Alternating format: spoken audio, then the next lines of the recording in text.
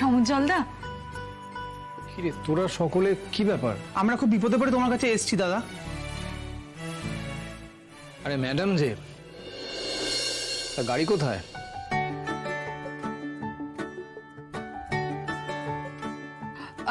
গাড়িটা গলির মুখে রেখে এসেছি।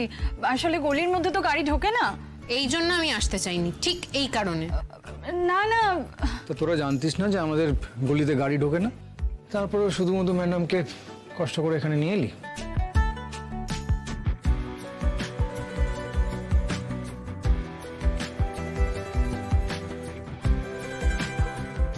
সোমু, বাইরে কাদের সঙ্গে কথা বলছিস রে? মা, ইউনিভার্সিটির ছেলেমেয়েরা এসছে। ও মা, ওদের বাইরে দাঁড় করিয়ে রেখে কথা বলছিস কেন? এসো, তোমরা ভেতরে এসো। আজকে একদম ভেতরে আসার সময় নেই গো আন্টি, আমাদের খুব তাড়া আছে। সেটা বললে তো শুনবো না। এসো এসো, ভেতরে এসো, ওদের নিয়ে আয়। হাই। ভেতরে এসো, বসো বসো বসো। এই যে ম্যাডাম, আমাদের বাড়িতে না একটা নিয়ম আছে। আমাদের বাড়িতে যারাই আসে তারাই নিয়মটা মানে।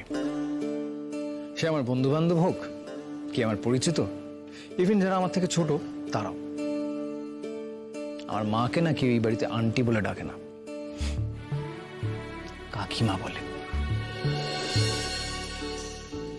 এই সোমু, আচ্ছা ও কি করে জানবে বলতো এই সমস্ত নিয়ম? তুই কি রে, একটু কটকট করে কথা শোনাস তুই লোককে।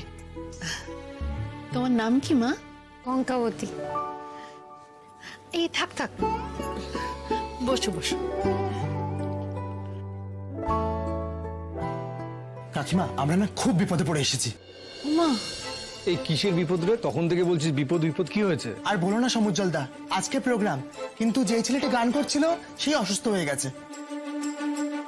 তার মানে আমি তোদের জন্য গায়ক খুঁজে দিতে পারবো না।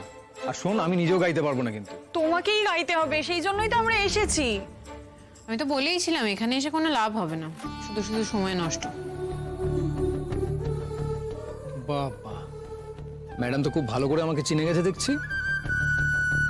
সমুজ্জ্বলদা প্লিজ দাদা, তুমি আজকে গানটা গিয়ে দাও। আজকে বিকেলে প্রোগ্রাম, সবাইকে ইনভাইট করা হয়ে গেছে, সবাইকে সবকিছু বলা হয়ে গেছে, কিন্তু যে মেন গান করছিল অরিত্র, ওই ভীষণ অসুস্থ।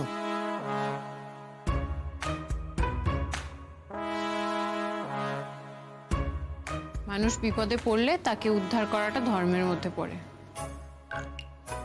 তা সবাই কি ধর্ম মানে নাকি? কেউ কেউ তো এরকমও আছে যে ইচ্ছে করে মানুষকে বিপদে ফেলে। গাড়ি আছে বলে এমন জোরে গাড়ি চালায় যে বয়স্ক মাস্টার মশাই আর একটু হলে মারাই যেত অ্যাক্সিডেন্টে। তাও হুঁশ থাকে না। গাড়ি আমি চালাচ্ছিলাম না, স্টিয়ারিংটাও আমার হাতে ছিল না। হাতে স্টিয়ারিং ছিল না ঠিক কথাই, কিন্তু মগজে স্টিয়ারিংটা তো ছিল। তোমাদের নিজেদের হায়ার করা ড্রাইভার যখন, তোমরা তো বলে দিতে পারতে যে এভাবে গাড়ি চালিও না। ওই সেটা তো বলনি, সেটা তো তোমাদের কর্তব্যের মধ্যে পড়তো, তাই তো? আচ্ছা আচ্ছা, ঠিক আছে ঠিক আছে, সেটা তো অনেক কাল আগে ঘটে গেছে। এখন তোমরা সেই ব্যাপারটা নিয়ে আবার কথা বলবে বলো? না না, কথাটা উঠলো বলে আমি বললাম। এই শোন সমু, আমি তোকে বলছি তুই যাবি। মা প্লিজ, তুমি আমি জোর করো না। 100 বার জোর করব। আমি তো বলছি ওরা বিপদে পড়েছে, তাই জন্যই এসেছে। আর তুই তো গান গাইতে পারিস, আমি তো তোকে শিখিয়েছি, এখন তো না বললে হবে না। তুই যাবি, ব্যাস। প্লিজ মা। সমুজ্জ্বলদা প্লিজ, এখন আমাদের সঙ্গে তোমাকে যেতেই হবে দাদা। তোদের সাথে যেতে হবে মানে?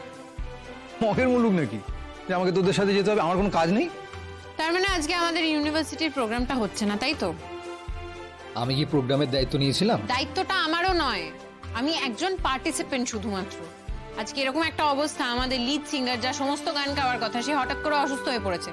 আমাদের সবার মনে হচ্ছে একটা বিপদ হয়েছে, এবং আমাদের ফেস লস হবে মনে হচ্ছে, ইউনিভার্সিটির ফেস লস হবে। আপনার মনে হচ্ছে না? আপনি তো রোজ ইউনিভার্সিটি যান। আমি ইউনিভার্সিটিতে যাই আমার কাজে, আমি গান গাইতে যাই না। আর আমার কথা তো আগে কারোর মনে পড়েনি, এখন বিপদে পড়েছে বলে সবার মনে হচ্ছে। সমুজ্জ্বলদা আসলে তোমাকে বলার না আমরা সাহস পাইনি গো।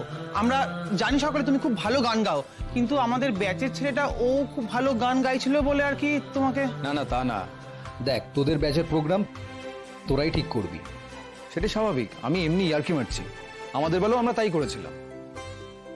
কিন্তু সত্যি কথা বলছি, বিশ্বাস কর আমার অনেক কাজ আছে, আজকে পারবো না। আর আমাদের কাজটা বুঝি আপনার কাজ মনে হচ্ছে না? ও সমুজ্জ্বলদা প্লিজ চলো না দাদা।